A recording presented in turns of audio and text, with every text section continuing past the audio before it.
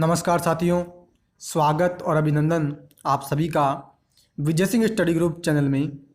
मैं विजय सिंह और साथियों हम चर्चा कर रहे थे इंडियन पॉलिटी के बारे में, भारत की राज्य व्यवस्था के बारे में हम चर्चा कर रहे थे। इंडियन पॉलिटी की सीरीज हमारी चल रही है।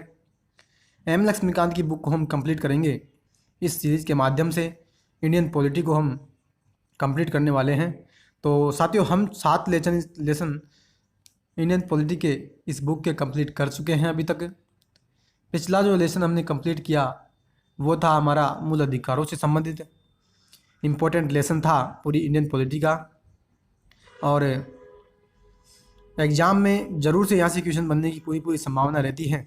तो जितने भी व्यूअर्स ने मूल अधिकारों की वीडियो नहीं देखी है, ज़रूर से आप मेरे चैनल पर अलग से प्लेलिस्ट बनी हुई है मूल अधिकार के नाम से, उसमें जाकर के आप पूरी मूल अधिकार देख सकते हैं। पूरी मूल अधिकार की जो वीडियो है सारी आपको उसमें मिल जाएगी। क्लियर है? तो साथियों आज जो हम चर्चा करेंगे वो करेंगे राज्य के नीति निर्देशक तत्वों के बारे में। यानी आज हमारा 8वां नंबर का लेसन इस बुक का स्टार्ट हो रहा है, जिसको कि हम DPSP भी कहते हैं, directive principle of state policy. यानी राज्य के नीति निर्देशक तत्वों के बारे में आज हम डिटेल से चर्चा करेंगे।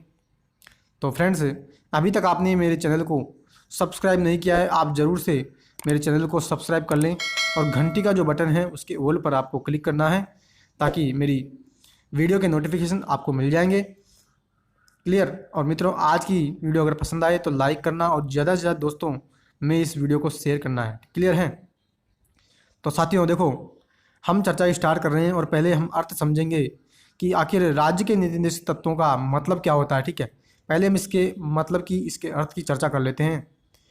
देखो साथियों, क्या हुआ कि जब मैंने आपसे चर्चा की थी मूल अधिकारों की, तो मूल अधिकारों में मैंने आपको ये बताया था कि भाग 3 के अंदर, संविधान का जो भाग 3 है, यानी संविधान के 22 भाग है टोटल, उसकी मैं चर्चा आपसे कर चुका हूँ। साथ ही संविधान की जो 12 अनुसूचियाँ हैं वो भी मैंने संविधान की विशेषताओं के चैप्टर में करवा दिया था। आपने अगर वो वीडियो नहीं देखी है, संविधान के नाम से प्लेलिस्ट बनी हुई है, उसमें सारी वीडियो आपको मिल जाएगी, ज़रूर से आप उसको देख लीजिएगा। क्लियर? तो मैं ये कहना चाह रहा हूँ कि भाग 3 जो हमारा संविधान का है उसमें हमने मूल अधिकारों की चर्चा की, अनुच्छेद 12 से लेकर के 35 तक। क्लियर? यानी संविधान निर्माताओं ने संविधान के माध्यम से हमको कुछ ऐसे राइट्स, हमें कुछ ऐसे अधिकार प्रदान कर दिए जो हमारे मौलिक अधिकार है। यानी जो हमारे व्यक्तित्व जो है, हमारा जो पर्सनैलिटी है, उस पर्सनैलिटी के चहुमुखी विकास के लिए, यानी हमारे व्यक्तित्व के समग्र विकास के लिए भी आवश्यक होते हैं, जिसमें कि बौद्धिक विकास हो, शारीरिक विकास, मानसिक विकास, राजनीतिक विकास, सभी प्रकार के जो डेवलपमेंट आते हैं वो सभी उसमें आ जाते हैं। तो ये तो हमने मूल अधिकारों की चर्चा की थी। क्लियर? और ये मूल अधिकार जो मैंने आपको बताया था, ये मैंने आपको ये भी बताया था कि ये मूल अधिकार जो है मित्रों न्यायोचित होते हैं। यानी इनका अगर मूल अधिकारों का हनन हो तो मूल अधिकारों के हनन के खिलाफ हम सुप्रीम कोर्ट और हाई कोर्ट में जाकर के उनके खिलाफ याचिकाएँ, उनके खिलाफ रिट दायर करवा सकते हैं, रिट जारी करवा सकते हैं। क्लियर है? ये तो मैंने मूल अधिकारों की आपसे चर्चा की। अब देखो नीति निर्देशक तत्वों का मतलब क्या होता है। यानी ये कुछ ऐसे अधिकार, एक तरह से अगर माना जाए तो ये भी अधिकार है, लेकिन ये न्यायोचित नहीं है मित्रों। यानी इन अधिकारों का अगर हनन हो तो इन अधिकारों के हनन के खिलाफ हम सुप्रीम कोर्ट और हाई कोर्ट जाकर के, जो मैंने आपको 5 प्रकार की रिटें बताई थी, बंदी, प्रत्यक्षीकरण, परमादेश, अधिकार पर्चा, प्रतिषेध और रिप्रेशन, इन रिटों को हम जारी नहीं करवा सकते। यानी एक तरह से ये अधिकार तो है लेकिन ये न्यायोचित नहीं है। हमने संविधान में केवल इतना कहा है इनके लिए कि राज्य जो होगा ना, कौन? देश। और राज्य शब्द का मैंने आपको कई बार मतलब समझाया है कि पूरे इंडिया के लिए राज्य शब्द का यहाँ पॉलिटी में यूज होता है। तो राज्य जो होगा वो उसका एक कर्तव्य होगा। हमने संविधान में क्या बोला? हमने संविधान में राज्य पर एक पाबंदी लगा कि भैया आप किसी भी प्रकार के कानून का निर्माण करोगे, किसी प्रकार के कोई प्लान बनाओगे, तो उसमें ये जो DPSP है, यानी संविधान के भाग 4 में आर्टिकल 36 से लेकर के आर्टिकल 51 में हम इन DPSP की चर्चा करेंगे। तो हमने ये कहा कि आप किसी भी प्रकार की कोई योजना बनाओगे, किसी भी प्रकार का अगर कोई आप स्कीम लेकर के आओगे या कोई कानून आप बनाओगे, तो उसमें इन तत्वों का, कौन से तत्वों का, जो 36 से लेकर 51 में है, शामिल है, इन तत्वों को आप ज़रूर उनमें शामिल करोगे। यानी इन तत्वों को आप शामिल करते हुए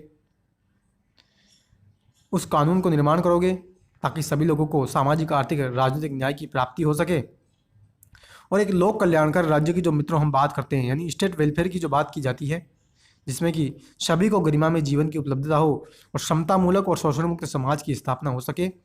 तो इसी के लिए हमने राज्य के नीति निर्देशक तत्व संविधान में डाले हैं, लेकिन हमने इनको एक मूल अधिकार नहीं बनाया है, ना ही हमने इनको न्यायोचित बताया है। क्लियर। तो देखो साथियों, हम चर्चा अभी स्टार्ट करते हैं डिटेल रूप से। और क्या कहता है, देखो कहता है राज्य नीति के निर्देशक तत्वों का, कहता है कि राज्य नीति के निर्देशक तत्वों का उल्लेख संविधान के भाग 4 के आर्टिकल 36 से लेकर के 51 तक में किया गया है। बिल्कुल सही बात है, मैंने आपके साथ अभी चर्चा भी की कि संविधान का भाग जो 4 है उसमें आर्टिकल 36 से लेकर के आर्टिकल 51 तक, आर्टिकल 36 से आर्टिकल 51 तक मित्रों, आर्टिकल 36 से 51 तक हमने डीपीएसपी की चर्चा की है। कहता है संविधान निर्माताओं ने इसको आयरलैंड के संविधान से ग्रहण किया है। बिल्कुल सही बात है, मूल अधिकार हमने अमेरिका से लिए थे और डीपीएसपी जो हमने लिए वो लिए आयरलैंड से। ठीक है, संविधान के जो स्रोत हैं वो भी मित्रों मैंने संविधान की विशेषताओं में आपको करवा दिया था। संविधान के स्रोत मतलब कौन कौन से प्रोविजंस, कौन कौन से उपबंध, कौन कौन से प्रावधान हमने भारतीय संविधान में ग्रहण किए हैं विदेशी देशों से, यानी विदेशों के संविधान से हमने कौन कौन से प्रावधान हमारे इंडिया के संविधान में ग्रहण किए, उसी को हम क्या कहते हैं, संविधान के स्रोत।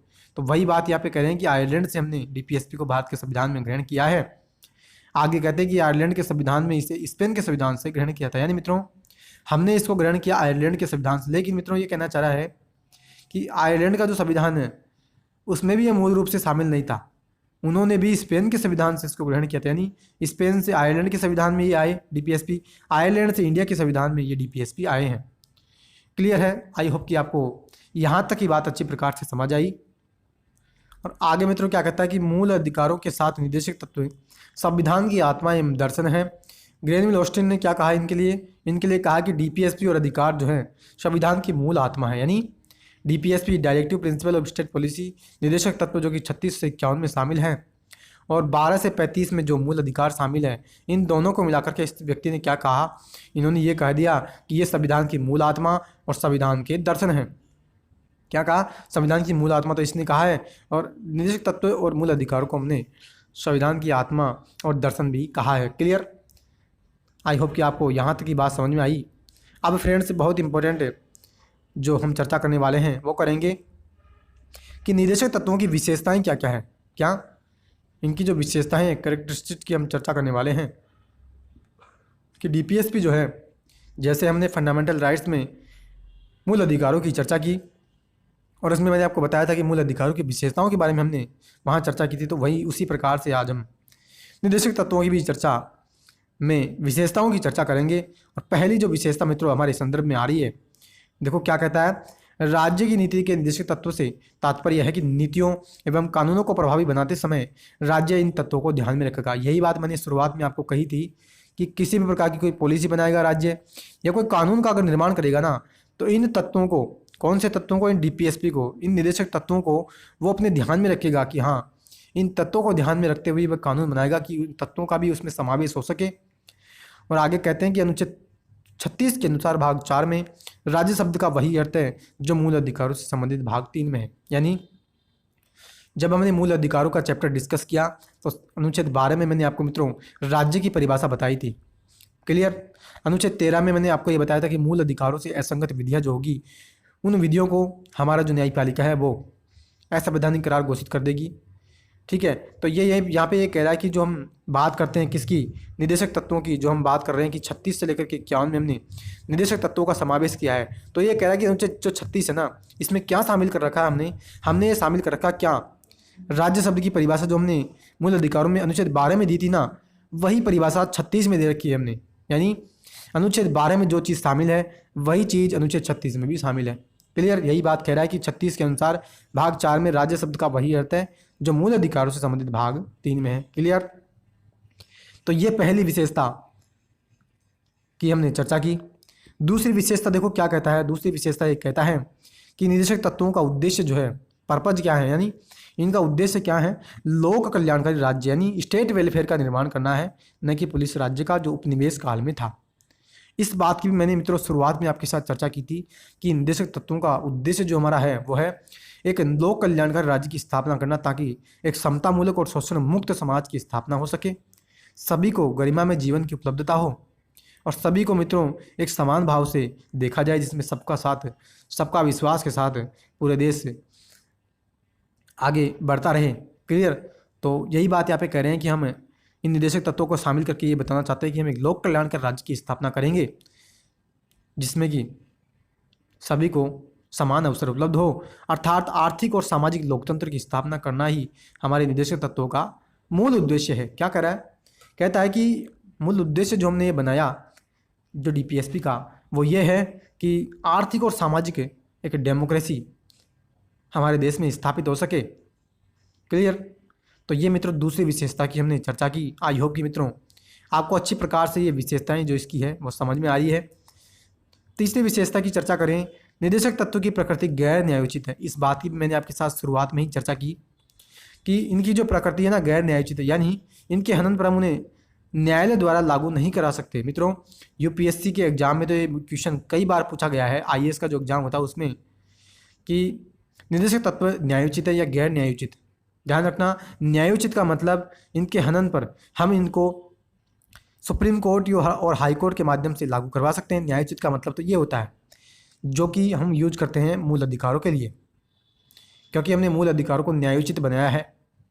जबकि निदेशक तत्व जो है मित्रों, इनको क्या निदेशक तत्व जो है मित्रों, इन निदेशक तत्वों को हमने गैर न्यायोचित बनाया है। यानी हमने इनको ये नहीं बनाया कि अगर कोई व्यक्ति के ये जो हमने निदेशक तत्व डाले 36 से 51 में, ये अगर राज्य इनको पूरा नहीं करता तो कोई व्यक्ति इनको लागू करवाने के लिए सुप्रीम कोर्ट या हाई कोर्ट में नहीं जा सकता, अर्थात उनके हनन पर हम न्यायालय के द्वारा इनको लागू नहीं करा सकते। अतः सरकार, चाहे केंद्र की सरकार हो या राज्य की या स्थानीय, इन्हें लागू करने के लिए बाध्य नहीं है। बिल्कुल सही बात है, इनको लागू करने के लिए इन्हें बाध्य नहीं बनाया है कि आप इनको लागू ही करो। क्योंकि मित्रों जब हम चर्चा करेंगे डीपीएसपी की 36 से लेकर 51 में पूरे डिटेल रूप से एक एक डीपीएसपी की, तब मैं आपको ये बताऊंगा कि अगर राज्य इन डीपीएसपी को लागू करे ना तो उसको अपने पास बहुत सारा पैसा चाहिए इन डीपीएसपी को लागू करवाने के लिए, क्योंकि इसमें विभिन्न प्रकार के हमने उपबंध किए हैं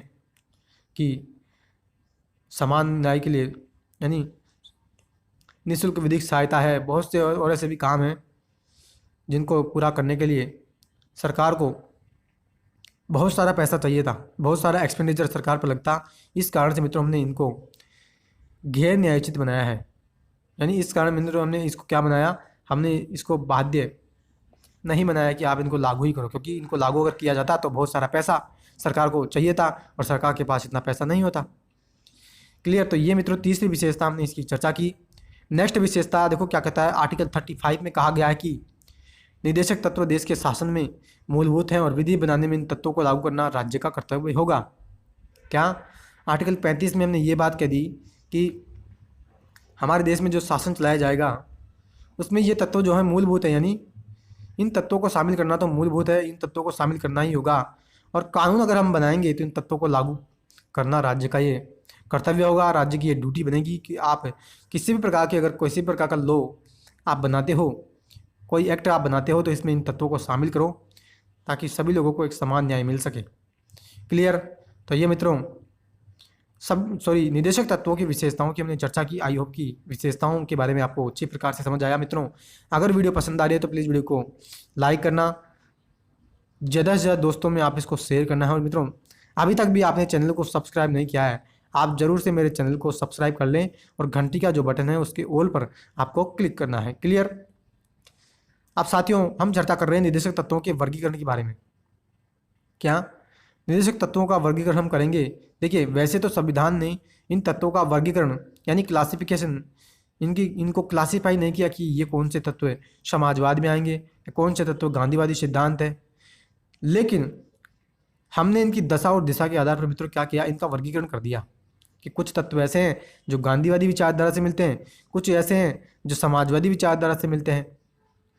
तो हम चर्चा देखो कर रहे हैं। देखो क्या कहता है, कहता है संविधान में निदेशक तत्वों का वर्गीकरण नहीं किया। बिल्कुल सही बात है, इसकी मैंने चर्चा की, लेकिन इनकी दशा और दिशा के आधार पर इन्हें हम 3 श्रेणियों में बांट सकते हैं। कौन कौन से? समाजवादी सिद्धांत, गांधीवादी सिद्धांत यानी समाजवादी विचारधारा से संबंधित रखने वाले समाजवादी सिद्धांत, गांधीवादी विचारधारा से रखने वाले गांधीवादी सिद्धांत, और उदार बुद्धिजीवी यानी जो विवेक से संबंधित बुद्धि से संबंधित जो संबंध रखते हैं उनको उदार बुद्धिजीवी विचारधारा सिद्धांतों में हमने इनको बांट दिया। और देखो नेक्स्ट क्या कहता है, कहता है पहला जो समाजवादी सिद्धांत है, यानी जो लोकतांत्रिक समाजवाद का खाका खींचेंगे, यानी ऐसे सिद्धांत जो ऐसा बताएंगे कि हाँ ये लोकतांत्रिक समाजवाद को दर्शाते हैं, तो उन सिद्धांतों को हमने समाजवादी सिद्धांत कहा है। पहला है, ये है हमारा सिद्धांत। हम यानी इनका वर्गीकरण कर रहे हैं। देखिए संविधान में इनका कोई वर्गीकरण नहीं किया गया, ध्यान रखना। हमने तो उनकी दिशा के आधार पर या दशा के आधार पर हमने ही खुद इनका वर्गीकरण किया है। क्लियर।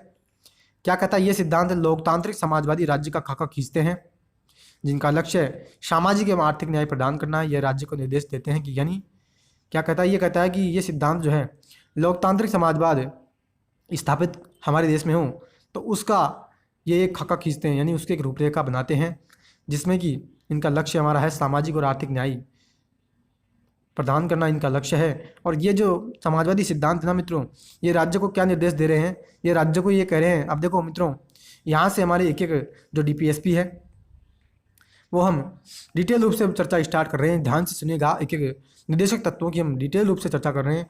और देखो क्या कहता है, कहता है लोक कल्याण की अभिवृद्धि के लिए सामाजिक, आर्थिक और राजनीतिक न्याय द्वारा सामाजिक व्यवस्था सुनिश्चित करना। क्या कि एक जो लोक कल्याण की हम बात करते हैं, यानी लोक कल्याणकारी राज्य की जो हम बात कर रहे थे स्टेट वेलफेयर की, कि डीपीएसपी का उद्देश्य ये होता है कि एक लोक कल्याणकारी राज्य की स्थापना हो। तो वही बात यहाँ पे वापस से कर रहे हैं कि एक लोक कल्याण है उसको बढ़ावा मिले, उसके लिए हम क्या करेंगे, हम करेंगे सामाजिक, आर्थिक और राजनीतिक न्याय। क्या सामाजिक, आर्थिक और राजनीतिक न्याय के द्वारा हम सामाजिक व्यवस्था सुनिश्चित करेंगे, यानी ऐसे न्याय हम प्रदान करेंगे जिसमें सभी को सामाजिक न्याय हो, यानी सामाजिक कारणों के आधार पर किसी के साथ भेदभाव न हो, जिसमें हम धर्म, जाति, लिंग की बात करते हैं। आर्थिक कारणों के आधार पर, और राजनीति में भी मित्रों प्रत्येक व्यक्ति के साथ किसी भी प्रकार का डिस्क्रिमिनेशन, भेदभाव न हो, तो उसकी वृद्धि के लिए हम क्या करते हैं, ये न्याय प्रदान करते हैं। और उसमें भी न्याय के माध्यम से हम क्या करते हैं, आय में प्रतिष्ठा और सुविधाओं और अवसरों की असमानता को समाप्त हम करना चाहते हैं। यानी मित्रों क्या कर रहा है कि सभी लोगों में आय के स्तर पर या सम्मान के स्तर पर या सुविधाओं या जितने भी हम उनको अवसर उपलब्ध कराते हैं, तो उनमें किसी भी प्रकार की इनइक्वलिटी यानी असमानता न हो। ये बात किस में की जाती है, 38 में। यानी सीधी सी बात यह है कि हम समान न्याय की यहाँ पे बात करते हैं, सभी को समान न्याय मिले और किसी भी प्रकार की जो असमानताएं होती हैं, जो भेदभाव होता है ना, वो भेदभाव न हो। तो ये 38 में हम बात करते हैं। क्लियर। नेक्स्ट देखो क्या कहता है, राज्य से ये बात करता है कि ये सुरक्षित करना, यानी राज्य किसको सुरक्षित करेगा, सभी नागरिकों को जीविका के पर्याप्त साधन प्राप्त करने का अधिकार। यानी भारत के सभी नागरिकों को ऐसे साधन मिले जिससे कि वे अपनी आजीविका जो है वो अच्छे प्रकार से चला सकें। तो ये अधिकार राज्य सुनिश्चित करेगा, सुरक्षित करेगा लोगों का। दूसरा, धन और उत्पादन के साधनों का संकेंद्रण को रोकना, यानी जो हम बात करते हैं कि लोग बहुत सारे पैसा जब आ जाता है तो जमा कर लेते हैं, और उत्पादन के जितने भी साधन होते हैं तो उनका संकेंद्रण को रोकना, यानी जो कालाबाजारी जो की जाती है और जो जमाखोरी जो की जाती है, उस जमाखोरी को रोकना हमारा उद्देश्य है, ताकि सभी लोगों को सभी अवसर उपलब्ध हो सके, सभी वस्तुओं की उपलब्धता हो। नेक्स्ट देखो क्या सुनिश्चित करता है, कहता है कि पुरुष और स्त्रियों को समान कार्य के लिए समान वेतन दिया जाएगा। बहुत इंपॉर्टेंट है मित्रों, ये तो कई बार एग्जाम में क्वेश्चन भी पूछा गया है इसका, तो कि कौन से अनुच्छेद में पुरुषों और स्त्रियों को समान काम के लिए हम समान वेतन प्रदान करते हैं। यानी मित्रों आपने सुना होगा कि पहले प्राचीन समय में पुरुषों और स्त्रियों को, यानी एक काम है, उसी काम को एक पुरुष करता है और उसी काम को एक स्त्री करती है उतने ही समय के लिए, तो स्त्री को पैसा कम दिया जाता था, यानी उसको पारिश्रमिक जो उस काम का जो मजदूरी जो दी जाती थी वो स्त्री को कम दी जाती थी और पुरुषों को ज़्यादा दी जाती थी। आगे जाकर के मित्रों हमने इसको डीपीएसपी बनाया और उसके माध्यम से हमने ये प्रावधान कर दिया कि चाहे उसी काम को, चाहे यानी एक काम है उसको चाहे पुरुष करे या स्त्री करे, समान समय के लिए दोनों को हम समान वेतन देंगे। क्लियर। नेक्स्ट कहता है कि बालकों को उसके स्वस्थ विकास के अवसर हम उपलब्ध कराएंगे, यानी बालक को ऐसे अवसर हम उपलब्ध कराएंगे जिससे उसका हेल्दी विकास हो, उसमें किसी भी प्रकार की बीमारी न पनपे और उसका शारीरिक विकास दिन प्रतिदिन बढ़ता रहे। क्लियर। और नेक्स्ट एक कहता है कि कर्मकारों के स्वास्थ्य और शक्ति तथा बालकों को अवस्था के दुरुपयोग से हम संरक्षण प्रदान करेंगे, यानी जितने भी कामगार या जितने भी वर्कर्स होते हैं उनको भी हम ऐसे अधिकार प्रदान करेंगे, ऐसे राइट्स हम देंगे जिससे कि उनको किसी भी प्रकार की बीमारी ना हो, और बालकों को भी हम ऐसी अवस्थाओं से बचाएंगे जिसमें उनका दुरुपयोग हो, यानी उनको किसी भी प्रकार के उनके साथ किसी भी प्रकार का शोषण न हो, तो ऐसी हम परिस्थिति उत्पन्न करेंगे। ये बात हमने किस में कही है? अनुच्छेद 39 में ये बातें हमने कही है। क्लियर। नेक्स्ट की चर्चा करें 39A की या 39 क्या है? कहता है समान न्याय एवं गरीबों को निःशुल्क विधिक सहायता उपलब्ध कराना, यानी समान न्याय, सभी को हम समान न्याय प्रदान करेंगे, चाहे वो किसी भी धर्म का व्यक्ति हो, जाति संप्रदाय से संबंधित व्यक्ति हो, चाहे सामाजिक न्याय हो या आर्थिक या राजनीतिक न्याय। और एक ये कहता है कि गरीबों को निःशुल्क विधिक सहायता। निःशुल्क विधिक सहायता का मतलब क्या होता है? यानी फ्री में विधिक सहायता, यानी कानूनी सहायता। यानी मान लीजिए आज की डेट में अगर आप किसी भी प्रकार का केस किसी भी कोर्ट में लड़ना चाहते हैं तो मित्रों आप फ्री में लड़ सकते हैं। यानी हमने अनुच्छेद 39A, जिसकी मित्रों आगे हम चर्चा भी करेंगे, कि 42वें कॉन्स्टिट्यूशन अमेंडमेंट के माध्यम से हमने 4 नए नीति निर्देशक तत्व, यानी 42वां संविधान संशोधन अधिनियम जब हम लेकर के आए, उसके माध्यम से हमने 4 DPSP जोड़े थे। कौन कौन से? 39A, 43A और 48A। ये 4 DPSP मित्रों हमने 42वें संविधान संशोधन अधिनियम के माध्यम से जोड़े थे, यानी मूल संविधान में ये DPSP शामिल नहीं थे, तभी तो इनके आगे कै लगा रखा हमने। यानी 39 तो हमारे जोड़ा हुआ था पहले, लेकिन कै मानी हमने संशोधन के माध्यम से इसको जोड़ा है। क्लियर। तो यहाँ पे निःशुल्क विधिक सहायता का मतलब सीधा ये समझ लेना, आप किसी भी प्रकार का कोई कोर्ट में केस लड़ना चाहते हैं, आपके पास इतने पैसे नहीं हैं कि आप कोर्ट में केस लड़ सकें, तो सरकार आपको एक वकील मुहैया करवाती है फ्री में। विधिक का मतलब होता है कानूनी सहायता, यानी कानूनी मामलों से संबंधित जितनी भी सहायता आपको मिलेगी वो फ्री में मिलेगी। और ये प्रावधान हमने किया था अनुच्छेद 39A के माध्यम से। क्लियर। आई होप कि मित्रों आज की सारी बातें आपको अच्छे प्रकार से समझ आ रही है। नेक्स्ट की चर्चा करें। कहता काम पाने के, शिक्षा पाने के और बेकरी, बुढ़ापा, बीमारी और निःशक्तता की दशाओं में लोक सहायता पाने के अधिकार को संरक्षित करना। यानी मित्रों 41 क्या कहता है? 41 ये कहता है कि अगर कोई व्यक्ति विकलांग है, निःशक्त जन है, तो उसको लोक सहायता, यानी जो हम आपने सुना होगा कि विकलांगों को, दिव्यांगों को जो हम बात करते हैं किसकी, पेंशन जो मिलती है, ठीक है, बूढ़े लोगों को जो पेंशन मिलती है वो इसी अनुच्छेद के अंतर्गत गिनी जाती है, आर्टिकल 41 में, जो कि DPSP है। क्लियर। इसी के कारण तो मित्रों, और काम पाने का जो अधिकार है, शिक्षा पाने का, अब मित्रों अगर राज्य इन सभी कामों को करेगा, सभी व्यक्तियों को रोजगार देगा, सभी को शिक्षा उपलब्ध करवाएगा फ्री में, और पेंशन देगा फ्री में, और लोक सहायता पाने का जितने भी अधिकार है, तो इन सभी के अगर राज्य यानी सुविधाएं, अगर राज्य इनकी विशेष, यानी राज्य इनकी अगर व्यवस्थाएं करेगा, तो राज्य को कितना पैसा खर्चा आएगा। ठीक है। इसी कारण से मित्रों हमने इनको गैर न्यायोचित और साथ ही साथ हमने इनको बाध्य नहीं बनाया था कि राज्यों को इनको लागू करना ही होगा, क्योंकि बाध्य अगर हम बना देते तो राज्य को पैसा बहुत खर्च करना पड़ता। क्लियर। इसी कारण से हमने इनको बाध्य नहीं बनाया। नेक्स्ट की चर्चा करें। आर्टिकल 42 कहता है कि काम की न्यायसंगत और मानवोचित दशाओं का तथा प्रसूति सहायता का उपबंध करना। यानी जितनी भी जो महिलाएं, गर्भवती महिलाएं जो होती है, जब उनकी डिलीवरी होती है, तो डिलीवरी के समय मित्रों उनको, आपने सुना होगा कि उनको पैसे जो दिए जाते हैं डिलीवरी के, तो उसी को हम क्या कहते हैं? प्रसूति सहायता। और न्याय संगत और मानवोचित दशाओं में भी जो हम सहायता उपलब्ध कराते हैं, उसका भी आर्टिकल 42 में हम बात करते हैं, ये भी पैसों से संबंधित मामला हो गया। क्लियर। तो इस कारण से इनकी अगर हम व्यवस्थाएं करते, राज्य के द्वारा इनकी व्यवस्थाएं की जाती, तो उनको अगर उनको बाध्य हम कर देते तो बहुत सारा पैसा राज्य को खर्च करना पड़ता। नेक्स्ट की चर्चा करें। आर्टिकल 43 की कहता है कि सभी कर्मचारियों के लिए निर्वाह मजदूरी, श्रेष्ठ जीवन स्तर और सामाजिक और सांस्कृतिक अवसर हम उपलब्ध कराएंगे। यानी सभी कर्मचारियों को ऐसी मजदूरी हम देंगे, इतना तो वेतन उनको देंगे ही देंगे, जिससे उनका जीवन यापन हो सके और अच्छे प्रकार से वो श्रेष्ठ जीवन स्तर, यानी अच्छा वो जीवन स्तर जी सके। एक लेवल प्लेइंग फील्ड हम उनके लिए बनाएंगे और सांस्कृतिक अवसर भी हम उनको उपलब्ध करवाएंगे। क्लियर। नेक्स्ट की चर्चा करें। आर्टिकल 43 क्या की, जिसकी मैं आपसे चर्चा भी कर रहा था कि 42वें संविधान संशोधन के माध्यम से इसको जोड़ा है। क्या कहता है? उद्योगों के प्रबंधन में कर्मकारों के भाग लेने के लिए हम कदम उठाएंगे। यानी उद्योगों का जितने भी जो इंडस्ट्रीज है उनका जब मैनेजमेंट करेंगे, तो उसमें हम ऐसे कुछ कदम भी उठाएंगे जिससे कि उसमें जो काम करने वाले जो वर्कर्स हैं वो भी उसमें भाग ले सके। यानी किसी भी प्रकार का उद्योग हम लगाएंगे तो उसमें हम उसको, यानी एक चीज़ को जो हम ध्यान में रखेंगे वो ये रखेंगे कि वर्कर जो होंगे उसमें काम कर सकें, तो इनके लिए हम जरूर कदम उठाएंगे ताकि उनको रोजगार मिल सके। नेक्स्ट की चर्चा करें। आर्टिकल 47 कहता है कि पोषण स्तर और जीवन स्तर को ऊंचा करना, लोक स्वास्थ्य का सुधार करना। यानी बच्चों के जब पोषण की हम बात करते हैं और जीवन स्तर भी उनका ऊंचा हो, बच्चे कुपोषित न रहें, और लोक स्वास्थ्य, पब्लिक हेल्थ जो है वो भी बढ़ती रहे, तो इसके लिए हम जो प्रावधान करते हैं आर्टिकल 47 में करते हैं, और विभिन्न प्रकार की जो योजनाएं आप देखते हैं, स्वास्थ्य से संबंधित जितनी भी योजनाएं हम लेकर के आते हैं वो सभी आर्टिकल 47 के तहत ही मित्रों लाई जाती है। और जो पोषण भारत अभियान जो चला था वो भी आर्टिकल 47 के अंतर्गत हम इसमें इसको गिनते थे। यानी मित्रों ये सिद्धांतों की जो चर्चा की थी हमने अभी अपनी की, वो सिद्धांत है समाजवादी सिद्धांत, यानी एक समाजवाद का सादा खाका खींचते हैं कि राज्य जो है वो सभी के लिए विभिन्न व्यवस्थाएं विभिन्न प्रबंध करता है। अब हम गांधीवादी सिद्धांतों की बात करेंगे, यानी ऐसे सिद्धांत जो गांधी जी की विचारधारा से प्रभावित थे। क्लियर? क्या कहता है ये सिद्धांत गांधीवादी विचारधारा पर आधारित हैं। गांधी जी के सपनों को साकार करने के लिए उनके कुछ विचारों को हमने किस में शामिल किया? निर्देशक तत्वों में।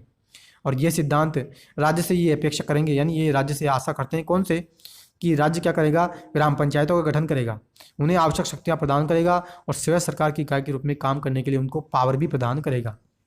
यानी पहली बात इंपॉर्टेंट मैं आपसे कर लूँ, देखिए गांधीवादी सिद्धांत गांधी जी के सिद्धांत, गांधी जी की जो विचारधारा थी, जो राम राज्य की विचारधारा थी, उस पर आधारित है। क्लियर? और ये सिद्धांत राज्य से ये आशा रखते हैं कि राज्य क्या करेगा? ग्राम पंचायतों का गठन करेगा। क्लियर? साथ ही साथ ग्राम पंचायतों को शक्तियाँ प्रदान करेगा जिससे कि वो एक स्थानीय सरकार के रूप में काम कर सके। और ये जो प्रावधान हम करते हैं आर्टिकल 40 के माध्यम से करते हैं। क्लियर? नेक्स्ट की चर्चा करें, ग्रामीण क्षेत्रों में व्यक्तिगत या सहकारी के आधार पर कुटीर उद्योगों को प्रोत्साहन हम देंगे। यानी लघु और जो छोटे उद्योग आप देखते हैं, जितने भी छोटे छोटे ये पापड़ उद्योग जो महिलाएं चलाती है, विभिन्न प्रकार के जो छोटे छोटे उद्योग होते हैं, इन उद्योगों को भी विभिन्न प्रकार का प्रोत्साहन मिले, यानी ये उद्योग ज़्यादा से ज़्यादा लगे ग्रामीण क्षेत्रों में, चाहे व्यक्तिगत हो या सहकारिता के आधार पर। तो इनको प्रोत्साहन देने के लिए हम प्रावधान करेंगे आर्टिकल 43 के माध्यम से।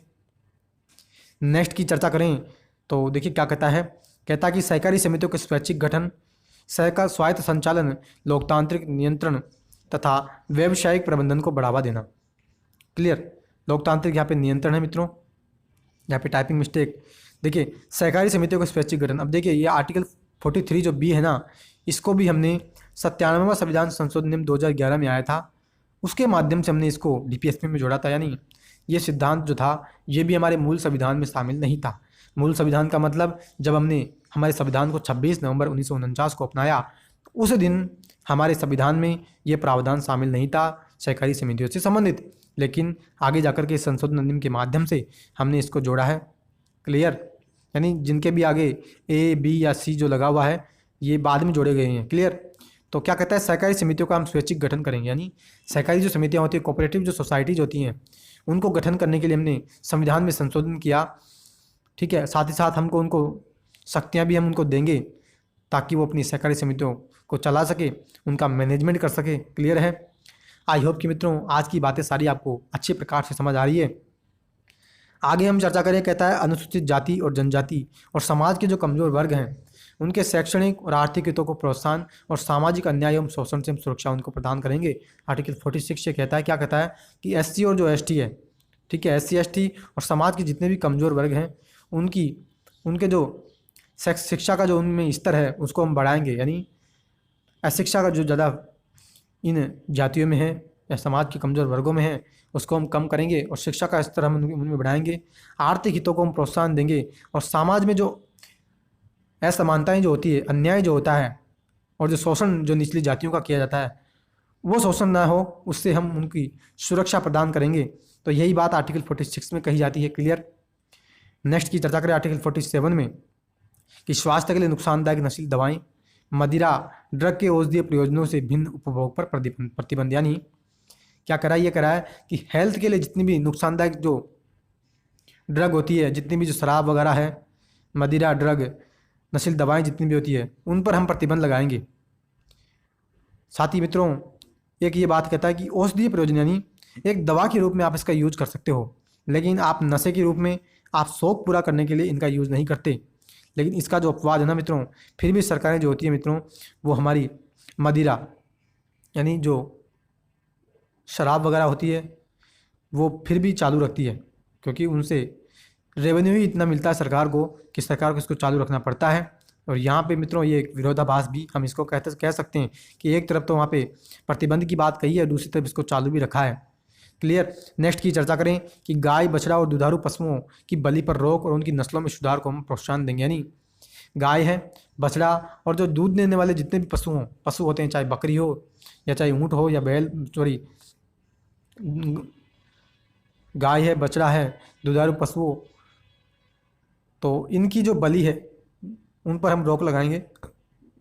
साथ ही साथ इनकी जो नस्लें हैं उसमें सुधार हो, अच्छी नस्लें हम बना सके, जिससे अच्छी नस्लें बनकर के अच्छा दूध, बहुत सारा दूध वो दे, तो ऐसी नस्लों के सुधार हम करेंगे। आर्टिकल 48 यह बात करता है। क्लियर। अब फ्रेंड्स, गांधीवादी सिद्धांतों की चर्चा कर ली, समाजवादी की हमने चर्चा कर ली। अब हम चर्चा कर रहे हैं उदार बौद्धिक सिद्धांतों की, यानी जो उदारवादी विचारधारा से संबंधित थे। क्लियर। क्या कहता है, ऐसे सिद्धांत इसमें शामिल हैं जो उदारवादी विचारधारा को दर्शाते हैं। यह राज्य को निर्देश यह देते हैं क्या कि भारत के समस्त राज्य क्षेत्र में नागरिकों के लिए एक समान सिविल संहिता, यानी जो यूनिफॉर्म सिविल कोड। अब यूनिफॉर्म सिविल कोड क्या होता है? देखिए, वर्तमान में क्या है, हिंदू धर्म में जो कानून है ना वो अलग है, मुस्लिम धर्म से संबंधित कानून अलग है।